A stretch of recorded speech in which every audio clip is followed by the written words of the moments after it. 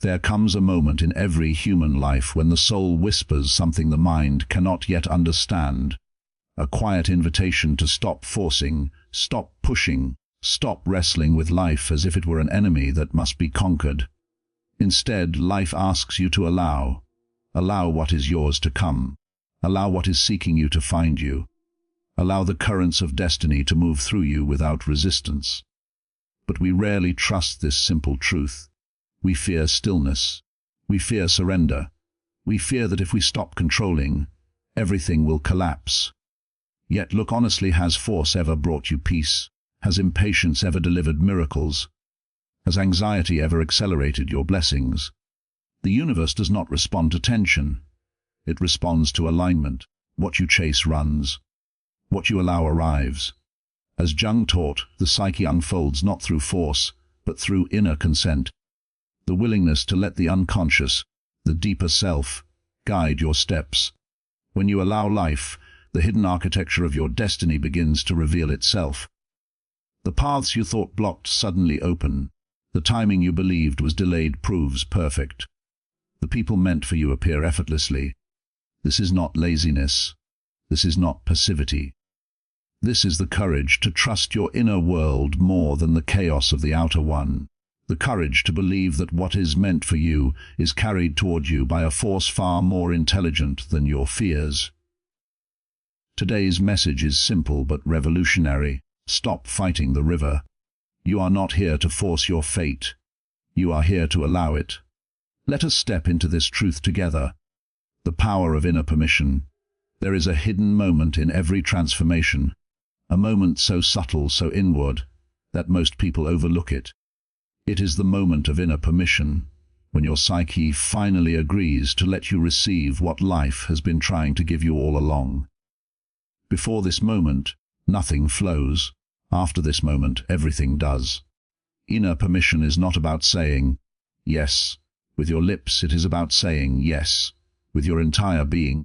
It is the alignment of desire, belief, and identity. It is the moment you stop blocking yourself. Most people mistakenly believe that life denies them. They think fate is unkind, timing is wrong, or destiny is distant. But the truth is far simpler and far more profound. Life cannot deliver what the psyche has not accepted. You cannot receive beyond what you internally allow yourself to experience. Jung understood that the unconscious does not bow to willpower. It responds only to authenticity. When you pretend to want something but internally fear it, the unconscious listens to the fear. When you consciously say, "I am ready," but inwardly feel unworthy, the unconscious bows to the unworthiness.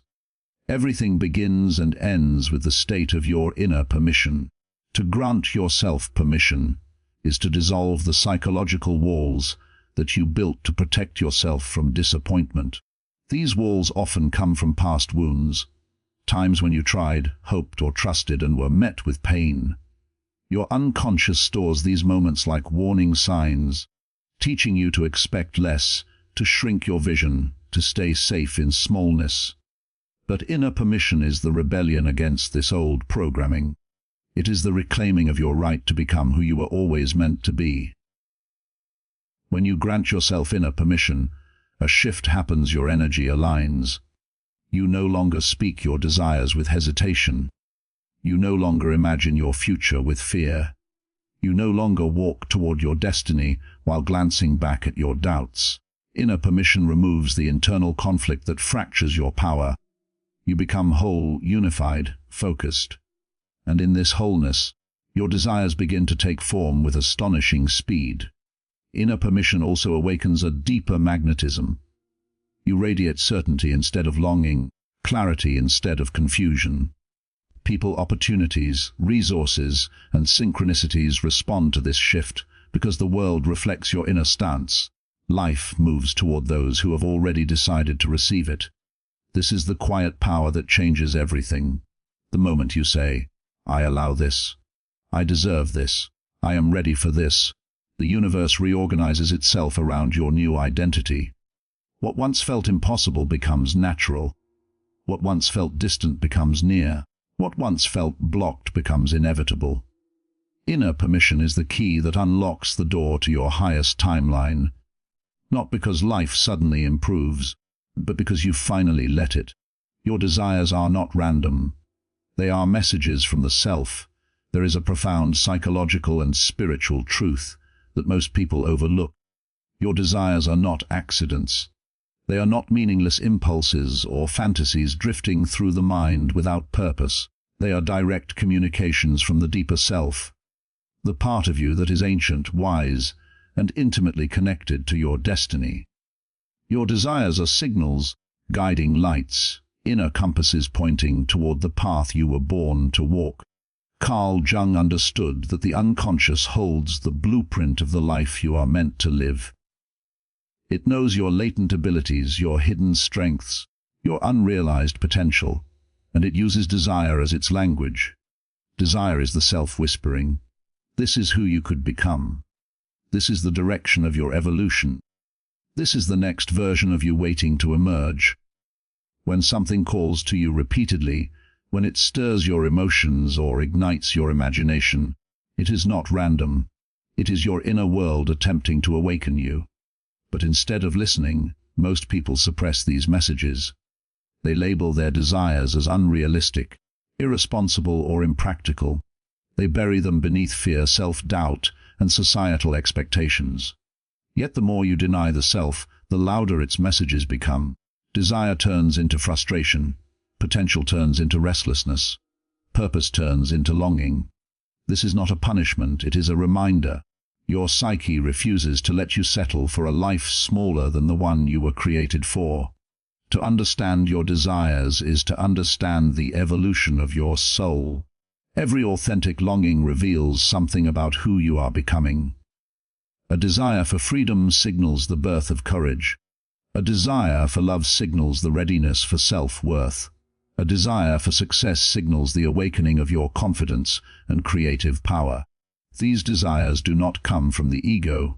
They arise from the depths, from a timeless intelligence seeking expression through you. When you treat your desires as messages instead of fantasies, everything changes. You stop judging them. You start decoding them. You begin to see that each desire is a doorway, not a distraction. Each longing is an invitation to grow into a greater version of yourself. And when you align with these desires, not through force, but through willingness, you step into the flow of your destiny. The beauty of this truth is that life becomes simpler. You no longer chase external validation or copy someone else's dreams. You trust what moves you from within. You realize that your desires are not asking you to become someone else. They are asking you to come home to yourself. In this inner alignment, resistance dissolves and life begins to unfold naturally. Not because you forced your dreams, but because you finally recognized them as the messages they truly are. The voice of your own self calling you toward your highest expression. Letting go of the ego's tight grip. The ego is a necessary part of the human psyche. It helps you navigate the physical world, make decisions, and protect yourself from danger. But when the ego becomes rigid, fearful, and overly controlling, it transforms from a useful tool into a prison guard. Its grip tightens around your life, suffocating possibility, blocking intuition, and replacing trust with tension. Jung understood this well. The ego is not meant to dominate the psyche. It is meant to serve the self. Yet most people live in reverse, living as if the ego must control everything and the deeper self must remain silent. Letting go of the ego's tight grip does not mean abandoning logic or responsibility. It means loosening the psychological tension that comes from believing you must control every outcome. The ego fears uncertainty. It fears the unknown. It fears surrender, because surrender requires faith in a force larger than what the conscious mind can understand. And so the ego clings, tightly, desperately, to plans, timelines, expectations, and perfectionism. It tries to predict life with military precision, as if fate could be micromanaged. This constant strain exhausts the spirit and disconnects you from the inner guidance that truly knows your path. When the ego loosens its grip, an immense clarity emerges. You begin to hear your intuition again. a voice quieter than fear, but infinitely wiser. You start to trust subtle inner nudges rather than loud external demands. You stop forcing outcomes and start allowing alignment. This shift is not passive, it is deeply powerful. You are not giving up control, you are giving up the illusion of control. In its place comes a softer, steadier intelligence, the self, the unconscious, the deeper wisdom that operates beneath the surface of your awareness. Letting go also reveals that many of your struggles were not against life, but against your own resistance. The ego often battles reality instead of flowing with it. When something takes longer than expected, the ego panics. When something unfamiliar appears, the ego assumes danger. When a door closes, the ego interprets it as failure rather than protection. And so life becomes a constant fight. A fight not with the world, but with the ego's fears. The moment you allow the ego to relax, life begins to move differently. Opportunities appear without force. Synchronicities increase. People who resonate with your path find their way to you. This is not magic. It is the natural rhythm of a psyche no longer in conflict with itself. When the ego steps back, the self steps forward, and the self always knows the way. Letting go of the ego's grip is ultimately an act of trust. It is the recognition that you are supported by something deeper than your fears. It is the decision to walk through life with openness instead of tension. And in this openness, you discover a truth the ego could never grasp. Life works far more beautifully when you stop trying to control it and start allowing it to unfold. The universe responds to relaxed certainty. There is a distinct energy that moves mountains, opens doors, and accelerates manifestation, relaxed certainty. It is a state of being where you are completely aligned with what you desire, yet utterly free from the tension of needing to force it. It is the paradoxical power of knowing something is already yours without the frantic desperation to make it happen immediately. This state is not passive, it is not careless. It is the highest form of confidence, a quiet inner solidity that tells the universe, I am ready, I am worthy, and I trust the unfolding. And most people do not realize how much resistance they carry. They affirm their desires with their words, but deny them with their vibration. They speak of faith but vibrate in fear. They visualize their dreams while internally bracing for disappointment. This is because their certainty is tense, their belief is strained, their trust is conditional, and the universe, which reflects the state of the inner world, cannot respond to a conflicted signal. It responds not to your hopes, but to your inner truth. Relaxed certainty is different. It is not the roar of confidence, but the stillness of conviction. It is the calm understanding that what is meant for you is already on its way, and your only task is to remain in alignment. In this state, you do not chase, you do not beg, you do not worry about timing or method. Instead, you hold the desire lightly, like someone who knows the outcome is guaranteed. This relaxed posture sends a clear message to the universe. There is no resistance here, only readiness. When you enter relaxed certainty, your energy becomes magnetic. People feel it, circumstances shift. Opportunities move toward you with uncanny precision. This magnetism is not manipulation, it is coherence. Your emotions, thoughts, and expectations become unified.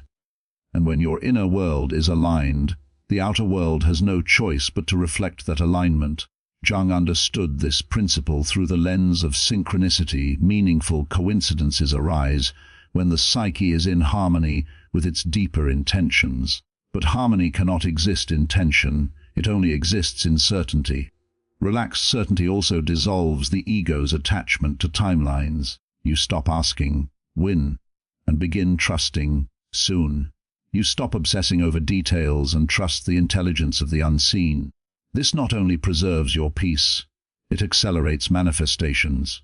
When your energy becomes spacious, outcomes have room to enter. When you loosen your grip, the universe can place what is yours into your open hands. This state is powerful because it is free of doubt. Doubt is a contraction, certainty is an expansion. Doubt repels, certainty attracts, And relaxed certainty, certainty without pressure, faith without strain, is the purest frequency of manifestation. In this space, life becomes cooperative rather than combative. Everything begins to align, not because you forced it, but because you finally trusted it. The universe responds not to urgency, but to energy. And the energy that moves all things is the calm, unwavering conviction that what you seek is already seeking you. Synchronicity begins when resistance ends. Synchronicity is one of the most mysterious and beautiful principles of the psyche. Those uncanny coincidences, perfectly timed encounters, and unexpected openings that seem too precise to be random. Carl Jung described synchronicity as the meeting point between the inner world and the outer world, where thought and reality, intention and event, desire and destiny align with almost supernatural accuracy. But synchronicity is not a random gift, it is a response, and it only begins to flow the moment resistance ends. Resistance is the tension created when your mind says one thing, but your energy says another.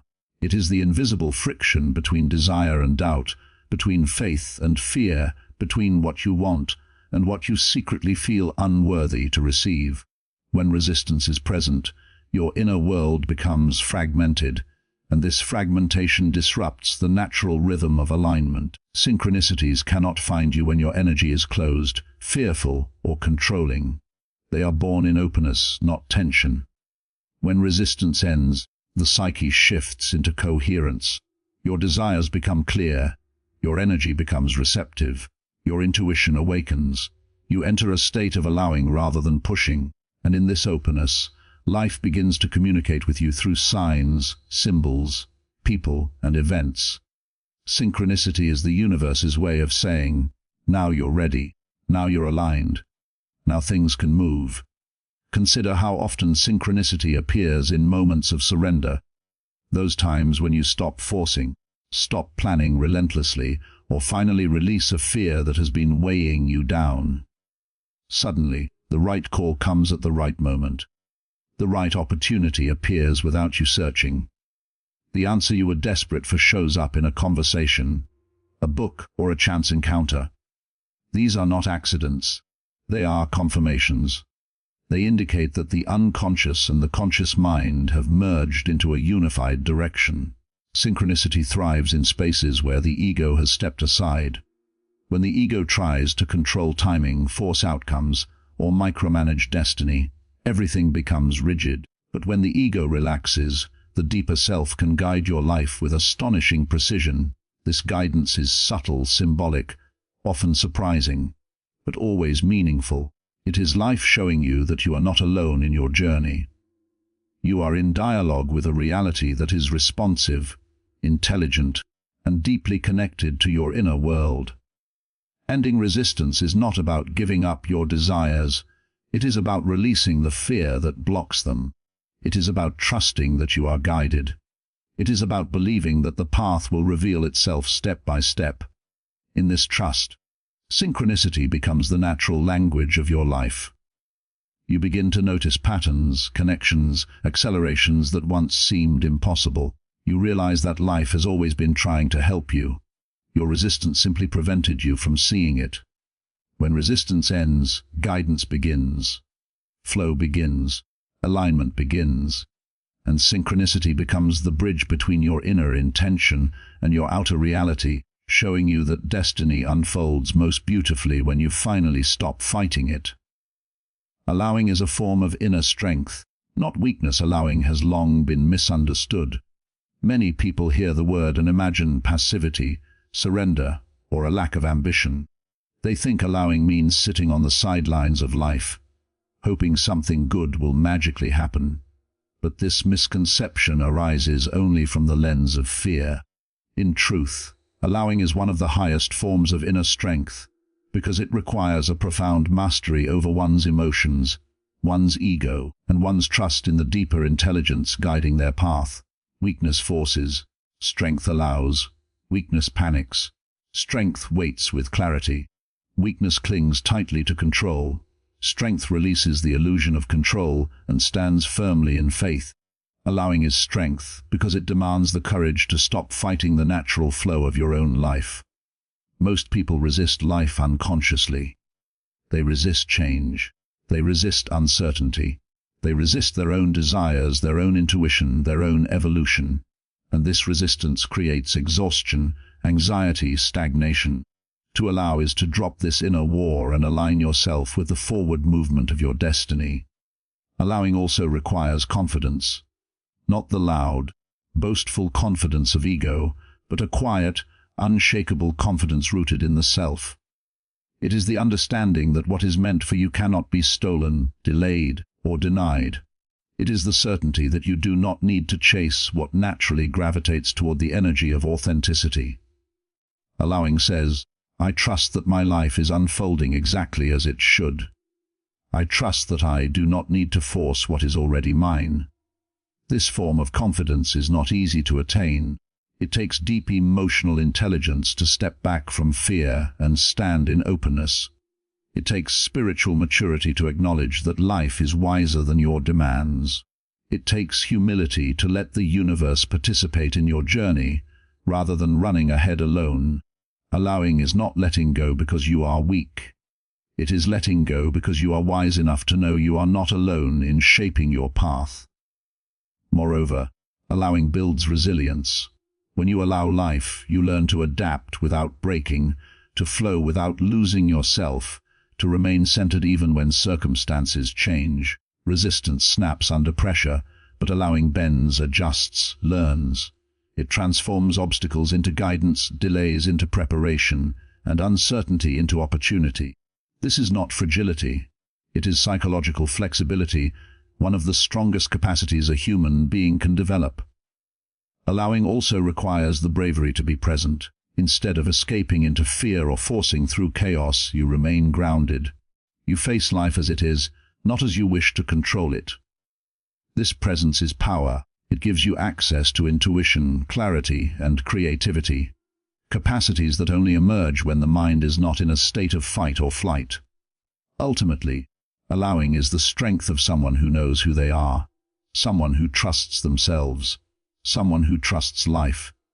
This strength does not shout, it emanates. It does not chase, it attracts. It does not panic, it aligns. And in this alignment, everything that belongs to you arrives effortlessly, not because you were passive, but because you were powerful enough to allow it. When you allow, everything meant for you arrives effortlessly.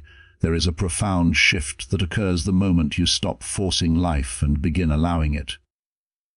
Allowing is not resignation, it is alignment.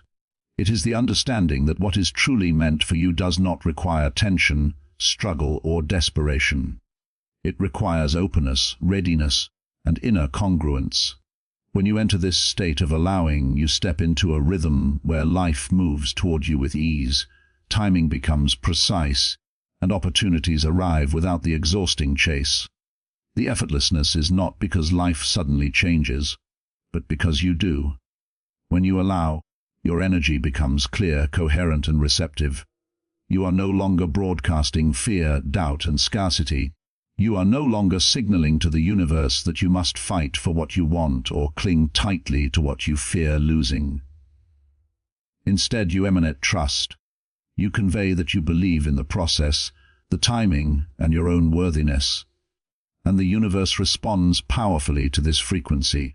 Life mirrors your inner world.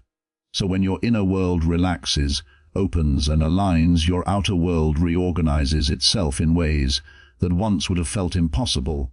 Effortlessness does not mean no action. It means right action. Action that arises naturally, intuitively, without resistance. You move when you feel inspired, not pressured. You make decisions from clarity, not fear. You take steps that feel aligned, not steps that feel forced. In this state, everything becomes smoother. Doors open with a gentle push instead of a desperate shove.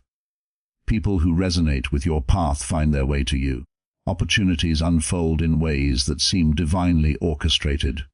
Most of the struggle people experience does not come from lack of opportunity. It comes from inner blocks. It comes from trying to control every detail, from doubting their timing, from pushing against their own deeper knowing. Allowing is the removal of these blocks. It is the release of resistance. It is the acceptance that life is not your enemy but your ally. And when you begin to trust this truth, everything meant for you flows toward you with a kind of effortless inevitability. When you allow, you no longer chase what is running away from you. You attract what is already aligned with you. You no longer force connections, you meet the right people at the right moment. You no longer rush decisions. The clarity arrives exactly when needed. You no longer cling to outcomes. The right outcome naturally forms. This effortless flow is not luck. It is alignment between your inner intention and your outer reality. Allowing also reveals something essential. What is not meant for you fades. It dissolves with minimal friction. What is meant for you deepens, it stays, it strengthens. This natural sorting is the universe protecting your energy, redirecting your steps, organizing your path. The truth is simple yet transformative. Life wants to give you what is yours. It is only waiting for you to stop resisting, stop fearing, and stop forcing. When you allow, truly allow, everything meant for you finds its way into your experience with ease, grace, and perfect timing. Effortlessly, because destiny does not need your force. It only needs your permission.